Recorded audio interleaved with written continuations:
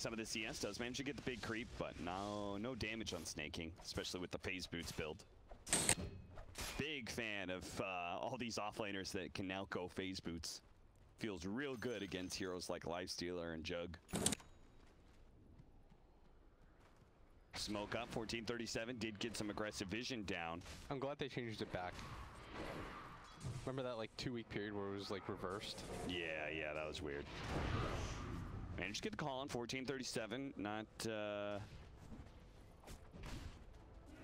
he just grabs the purge creep. Nice purge. Helps himself out, purges out away the battle hunger, slowing down. That was really well done. Well. But they should know about this ward, or they should know something, right? Because 1437 made the long trek over here undetected.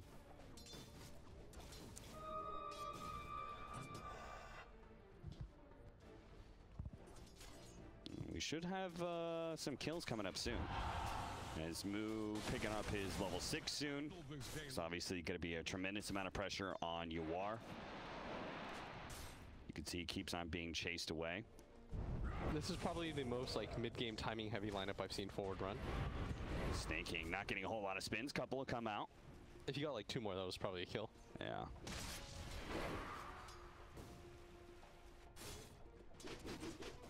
And they're just going to reset things. I think you push in this bottom wave now and try to get the Slark to come back. Either that or you start to take the tower, and that's exactly what they're going to do.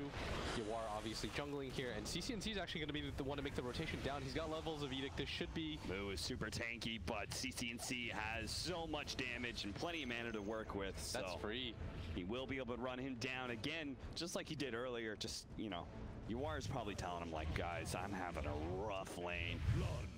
CCNC quickly obliges. I mean, after all, he got the kill on 9 in mid lane, so I feel like whenever you kill the opposing mid, there's like extra space for you to move around.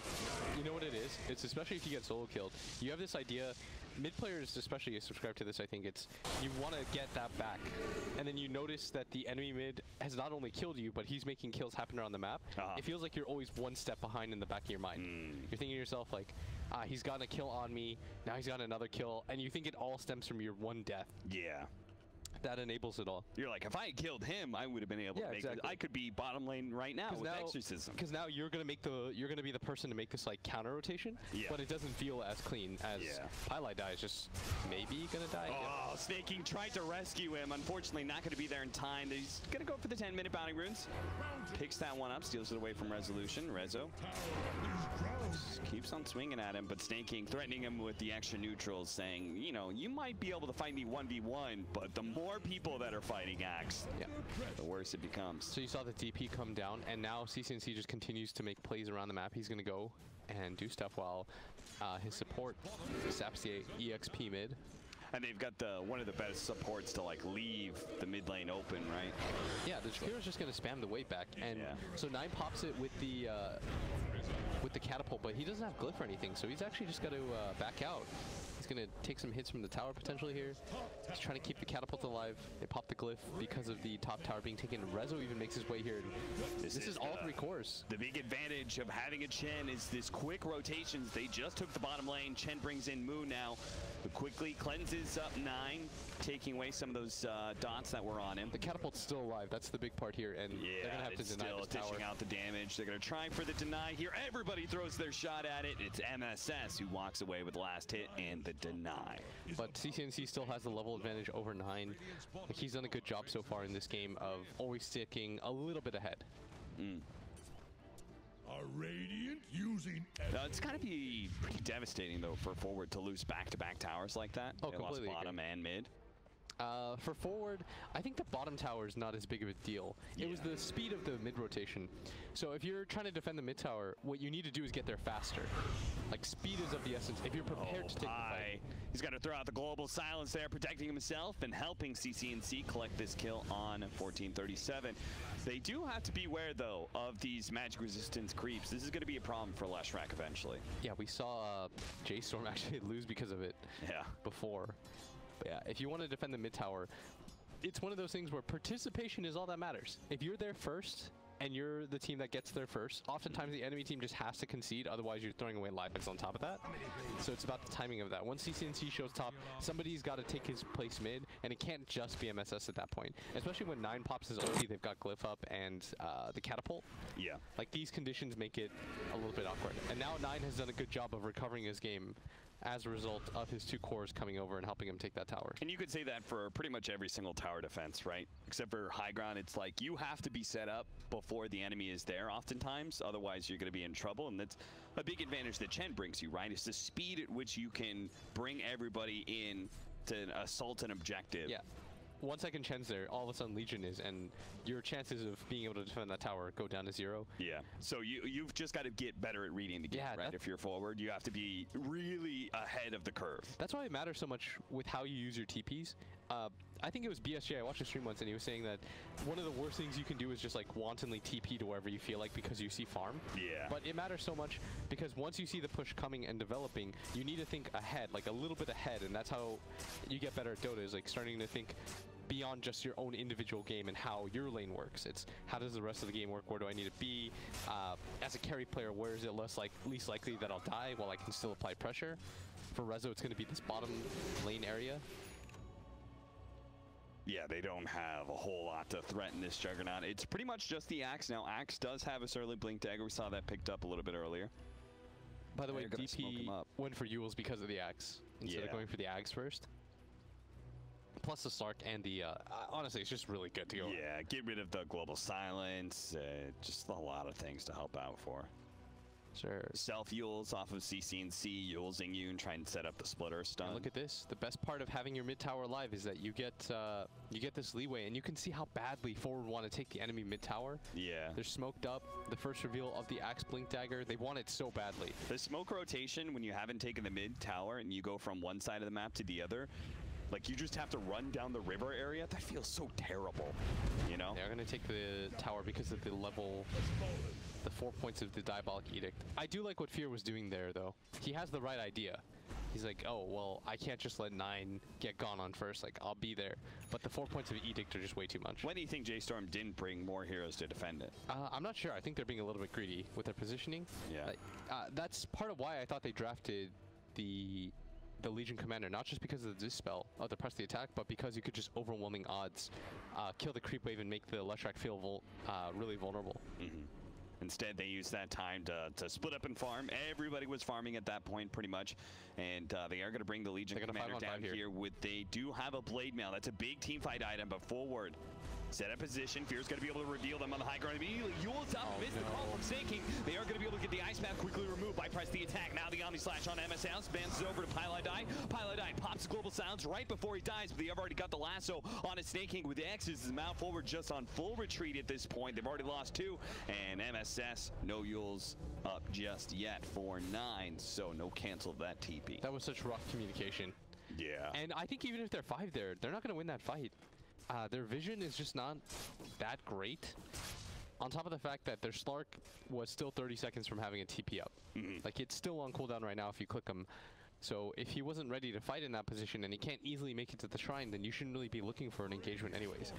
What I'd like from J.Storm here is for everyone to commit to this tower and hit it.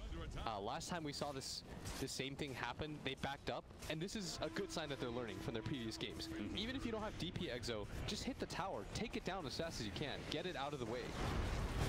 Yules, a little bit out of position perhaps. 1437 had his hero over here, and Fear's also going to die as he gets chopped down. That was just odd. I'm not sure why your supports are the ones kind of being between the enemy and the tower and the rest of the team. 1437 was the one in space. Like, I don't know where he was supposed to be relative to the rest of his team, but... We need to beam him back down to Earth, man. Unhit the button. But the overall move is cool. It shows, it's like, you know, it's like I've read a book, and this is like the 3rd book in the series, and you can see the characters evolve. This is J.Storm. They lost the game because they didn't 5-man hit that bottom tier 2 last time. Yeah. When they played against Beast Coast.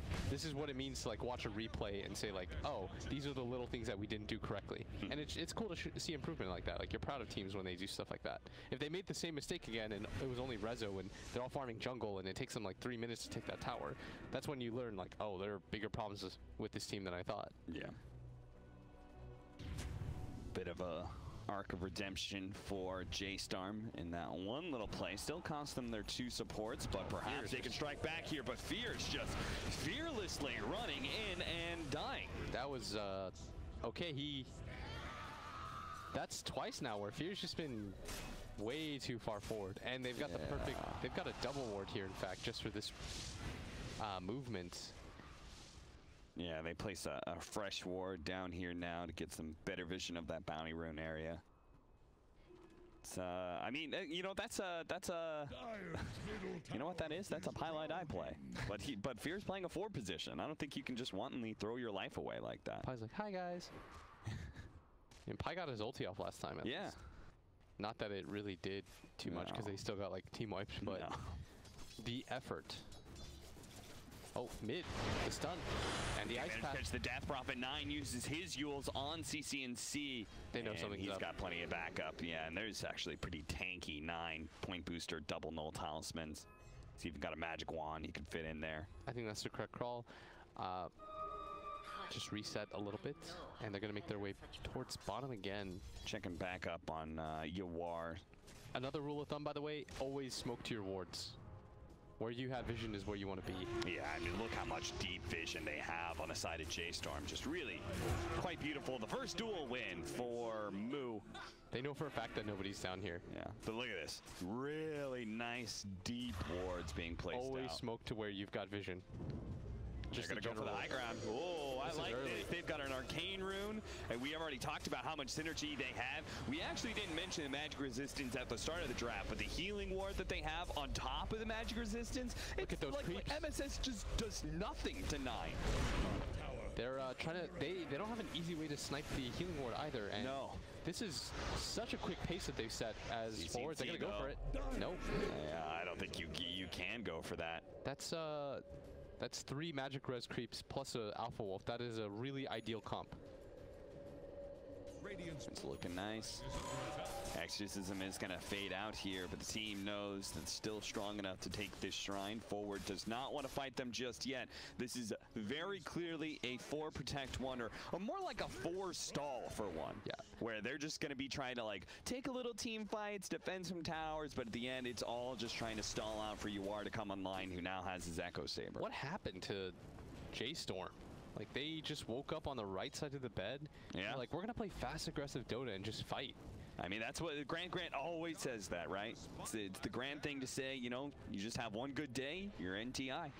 And maybe J.Storm is having that good day here as they've already taken down beastcoast, who they lost handedly 2-0 last time. They got crushed, dude. They did not look like they were a team who could... Oh, no. They globaled for an illusion. They thought it was a real jug. The all chats, they're all doing it. They're feeling themselves. All chat. I mean, they're still behind in gold. Let's relax, guys. Like, Yawar's still having a really good game. So is CCNC. Yeah, that is surprising to me. They have such a huge tower advantage, having taken a tier 3 and a shrine, that they're down by 1k.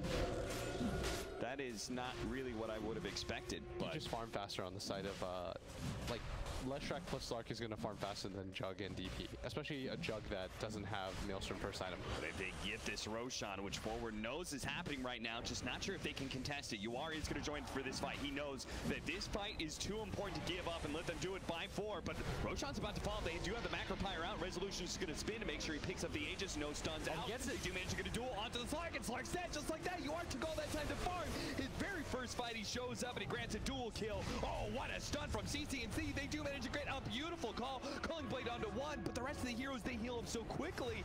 And now it's Snake King who's going to die. Fortunately, CCNC and all his movement speed was able to get out of there. But 3 buybacks, and J.Storm honestly don't look like they would lose a fight, even still. And that's a weird position to triple buyback. The only reason you triple buyback there is if it's going to push the fight in a certain direction, or if Roshan was still up. Yeah. That was a panic. Oh god, like we need to do something about this. And as a result, now the gold lead going to swing pretty heavily in favor of J.Storm, up 2k now. I mean, you are like getting dueled like that. He just walked forward and died. He was also the first one to buy back, which probably incentivized MSS and Pylite Die to do the same. I feel like that's one of those, I made a mistake, I need to rectify this mistake buybacks. And as a result, he's going to die back, or just die, and buy back, sorry. and now his item progression is like really slowed out. Oh yeah. This isn't even a Legion with Blink Dagger or anything. Moo's just straight up gone for the build that he always goes when he's not Timbersaw, which is like one small item bracer into Solar Crest. If he's Beastmaster, it's Vlad's. If he's Spirit Breaker, it's Blade Mail. Yeah. And apparently when it's a Legion Commander, it's also Blade Mail. And why not? You're facing up against a Leshrac and a Slark. Really value Blade Mail game. Yeah. I still think that forward can win, but not like this right now. They've got to set up their fights better. Pie. They're going to try drums and catch him, but that's not going to happen. Big item pickup about to happen on the Juggernaut as Rezo's about to pick up his Maelstrom. And this is also a different Rezo than the one we saw yesterday. The one we saw yesterday was like yeah. Not spinning and TPing out, so he's getting his TPs canceled. Remember the amount of times that Centaur Blink called him when he had Rage up? Yeah. And that was probably the roughest performance I've seen. I saw a lot of people call him trash. And honestly, he played pretty badly, but... Yeah. Nothing happened in the, them trying to get inside the Roshan pit, but I do appreciate him just, safety spinning to pick up the Aegis. Making just stuff like that. You needed more that cautious. Yeah, exactly. Oftentimes what it is about a professional player is, you do the extra step. Not because it's easy, but because it's the right thing to do. CCNC, as well as Snaking, you could see what's on their mind right now. Oh God, we can't fight them. I hope they don't go high ground, and I'm going to try and incentivize them not to go high ground. We're going to go split push. We're going to push in the other lanes. We're going to try and take some towers as quick as possible and just get as much gold before J.Storm may just go all in. I mean, I think this is their strongest item timing. They're not waiting for any other items. They've got Maelstrom on Jug. They've got Axe on DP. They've already taken a tier 3 tower mid, and Nine's going to pop his ulti for this too. And if you're forward, you've got to do something. They're going to go for the split push. Yawar hitting bottom, but Glyph's been popped already. This team's going to have to do this 4v5 for the time being. It's all up to this initiation from Snaking. CCNC is going to try and make some sort of plays, see if he can get the enemy team to group up somehow, but Resolution and 9, they're the only two together, and honestly, they look indestructible with that healing ward. It's almost down, though, in 3 seconds' time. Snaking tries to approach, immediately gets Eul Sceptered, and is going to have to take a step backwards. The melee barracks has fallen. The tier 2 at bottom lane is already dead. The tier 3, they have to be able to chase at this point. That's where Snaking makes the initiation, but CCNC in trouble. He ults himself, but the other slash bounce over to Snaking, and now he's going to be caught by 9. Silence goes out from the Silencer, but it's a bit too late. They've already lost the fight. They do have some buybacks, but they need to still get back as Yawar has brought that tier 3 down to about half, but well worth the concessions as forward have lost several heroes, lost the tier 3 and a melee barracks. This is a pace to be setting. They're reading the game really well now. They're like, we have all our items. It doesn't matter. Oftentimes you wait for the second Aegis to appear to make that kind of move. Yeah. But they've already claimed the majority of the tier 2 towers, and they hit all their item timings. That's the big part. You're not waiting for a Maelstrom on Jug. He's got his DPS item. You saw how well it did there against the Axe. You've just picked up your Aghanim Scepter on 9. You've got your Solar Crest on Legion. This is the time, if any, to go. And I honestly don't know how Yawar, even as he picks up items, you have a Blink Dagger now on Batrider, and I would still kind of be down if Moo went back for a Blink Dagger. Maybe he's going to go BKB or something. I think actually the way you do it is you just continue to brute force them. Oh, okay. But I think that what makes a good Slark game is when you're able to just constantly hit and you don't have to be that worried about it. Yeah. In this game, there's so many different factors he's got to worry about. There's the silence from the DP. He has no way to dispel that. As far as I know, nope. Unless he hits the Dark Pact timing at the right time. There's the duel, which nothing but your ulti really stops. Yeah. It's hard for him to just get in the front line and do whatever he feels like. So in that case, you're okay with the Blink Dagger on Moo because it threatens the Slark enough? I mean, I thought he could have just gone for the swinging. I feel like he could have just gone for some sort of build that allows him to run in and fight. But getting a Blink Dagger and getting to the backline is never a bad idea either. And honestly, they already have 2 heroes that are very frontline in Juggernaut and 9. We saw the way they pushed that last fight. The sentries dropped there. Yawar. They don't have global. They've got vision for a second. I don't think you fight without global, but J.Storm will just go for it again. They've got Mech now on 1437, who seconds ago was the poorest person I've ever seen, but with all these towers, he's just got a cornucopia of things flowing in. You've got a Mjolnir. Just look at all these auras. I feel like they've hit their next item timing. The only thing that they're concerned about right now is the Aegis. And if you're forward, the amount of moves that you have to make are pretty limited. You realistically get one really good fight, and you can turn things around. But I just don't know how you set that up with the support duo that you have. MSS is a very good forward player, but you sort of hamstring him by putting him on a hero like Jakiro. We have Shiva's coming in very soon for J.Storm. I would have much rather seen him on some sort of hero that can just straight up initiate or take up farm. Yeah. Like a kill threat. Right. Well, Yuar's gonna go out for the split push again, trying to relieve the pressure from top lane. Melee barracks going down. But J.Storm, I mean, there's no rush at this point. They're so far ahead of schedule. They can take this tier 2. They can wait out the Shivas, wait out for the second Roshan if they want.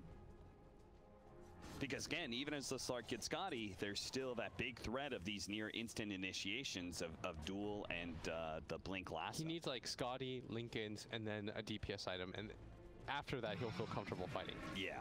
But before that point, it's so scary for him at all times. Like his entire toolkit, you don't want to have to use the Slark ult just to initiate fights. You want to be able to use it to play like the margins for your HP. Right. But right now against the Bat Rider and the Legion, that's sort of what you have to do.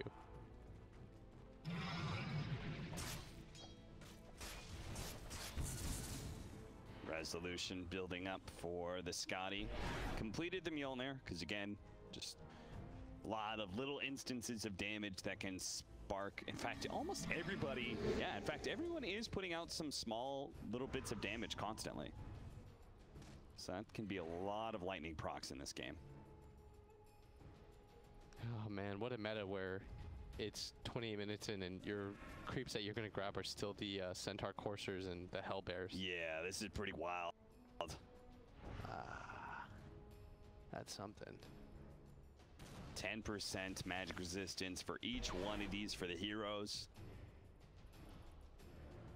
The creeps are not indestructible themselves against a lot of this magic damage. The Hellbear's better, right? It's got to be. It's a higher level. Yeah, it's got more armor and it does slightly more damage. Yeah. I guess the armor matters a little bit. If you're like trying to absolute min-max, you try to go for all of them. Yeah, all hell bears. But like, doesn't really matter that much. No, because all they're doing is just kind of sitting a bit behind your team, providing. What a way to play Chen. Anyone can play Chen like that. Yeah, honestly, there's no micro involved in this Chen. You just wait, and then you pop your ulti when somebody gets gone on, and you're all good. Yeah. Like, I think 1437. Like his creeps have been here for the past like 3 minutes. Yeah. Because he doesn't even do the thing that Chen's used to do, which is like scouting out and stuff and like getting information. Like, nah, he doesn't want to lose a single one of these magic resistance creeps. He scouts out the Roshan has spawned, so that'll probably be J.Storm's next objective in line. The 30-minute bounty runes coming in. Forward have taken the right side of the map. I don't think you can give this up. And also, Yuar's deciding to go for the Lincolns because I think he realizes his predicament. Yeah.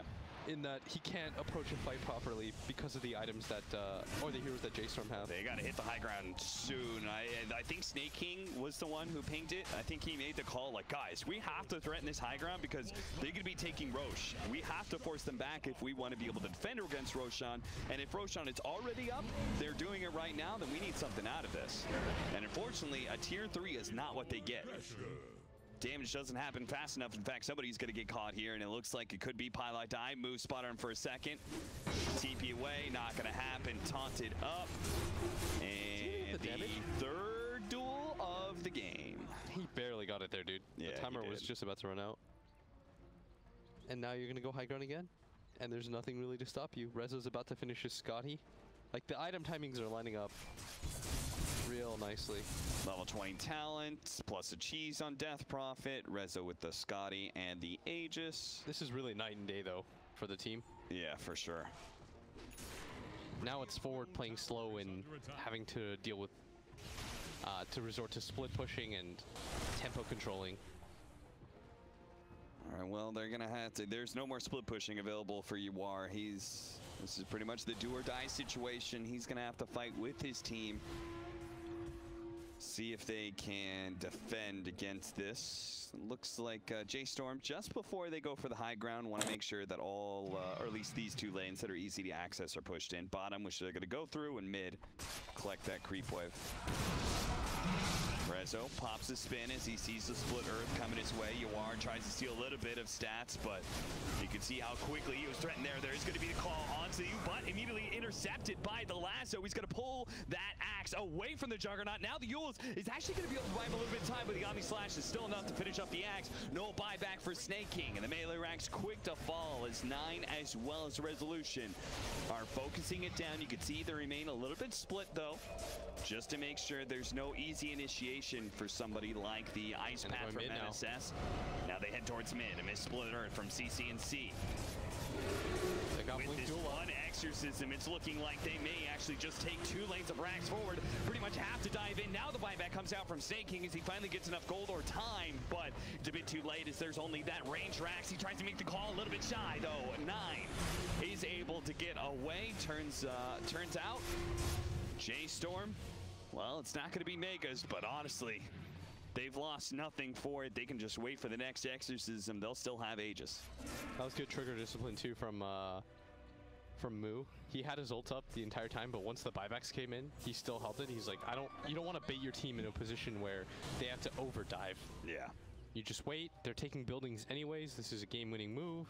They've done all the right things in this game so far. It's 33 minutes in. They're 1 racks away from, or 1 set. 2 range barracks. Smoke out forward. They know they just can't wait for J.Storm to go for another high ground push.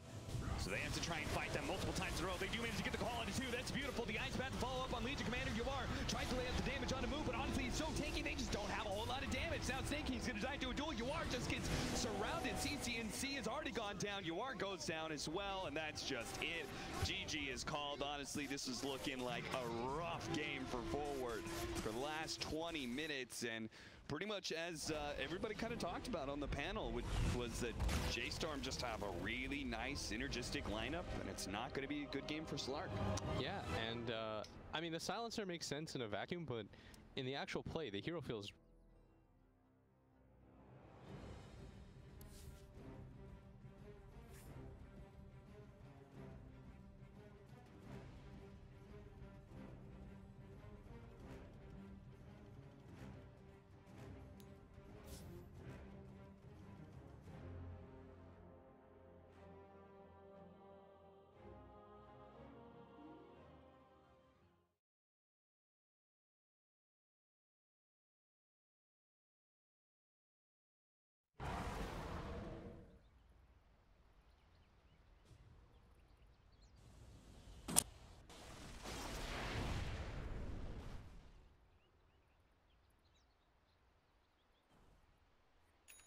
burns, doesn't it?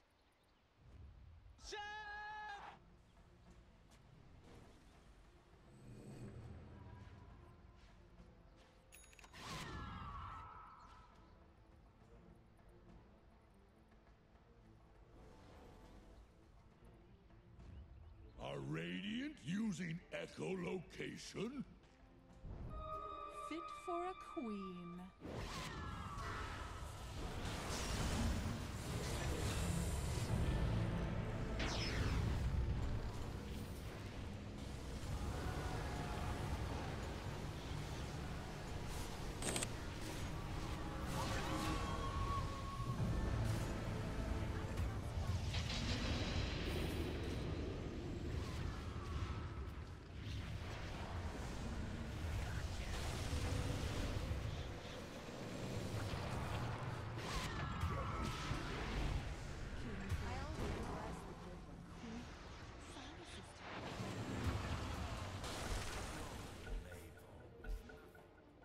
Burns, doesn't it?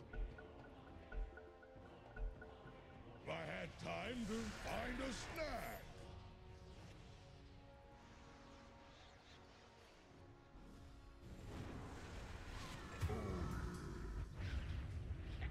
That was hot. That was hot.